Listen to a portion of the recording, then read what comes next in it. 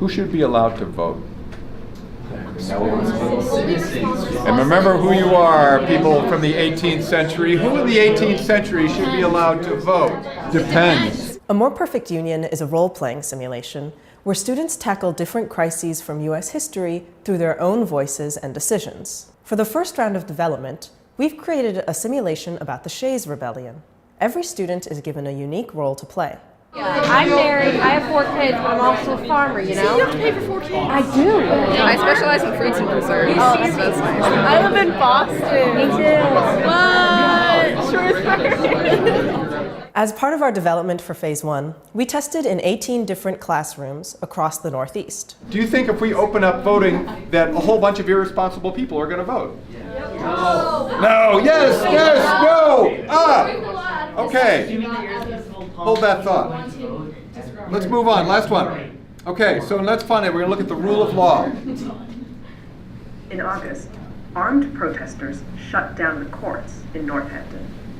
The technology made it really easy for the kids in that they knew who they were. A screen then clearly articulates what the issues are in front of them that they need to talk about, and it takes all of that "what am I supposed to do" part out.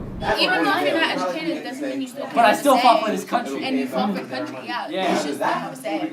More students did say different problems do have these multiple perspectives. Playing these people in that situation where you are trying to formulate arguments to get other people to appreciate your point of view, that gives you more of an appreciation for people who are struggling to get others to understand where they're coming from. And then y'all can start coming for our land, and then where we gonna go? Y'all already took our house, and y'all already know that's where we gonna go. Alright, so let me say two things. Let me say two things. Why? So one of the things. Okay, let me say two things. No, why would we want taxes? How we paying?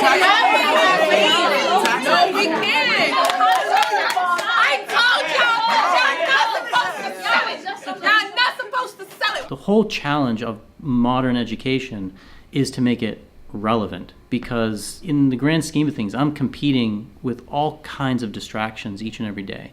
I think like representation and like voting rights are still something that's like pretty relevant in like our day and age now, especially with like the midterms coming up and like people are having to register to vote, and then like some people can't vote, some people can't get to the polls. That was when I was kind of like more convinced, is when like my own like personal ties to it were kind of pulled. When kids are able to look at the issues that were going on at the beginning of America and then connect them to what they see in the news around them and see that some of these are really hard problems we've been working on for hundreds of years, and part of having a democracy is always going to be sorting through them. What we've heard from teachers is that a lot of them are really interested in running simulations, but it's really hard to make them. For Phase 2, we're really excited to build out a bigger library of simulations that touch on highlights throughout American history. We're gonna integrate with Google Classroom. We're gonna make sure this runs on lots of different devices and make it super easy for teachers to have really rich, really interesting, engaging materials to use throughout the year with their students to help them bring history and civics to life.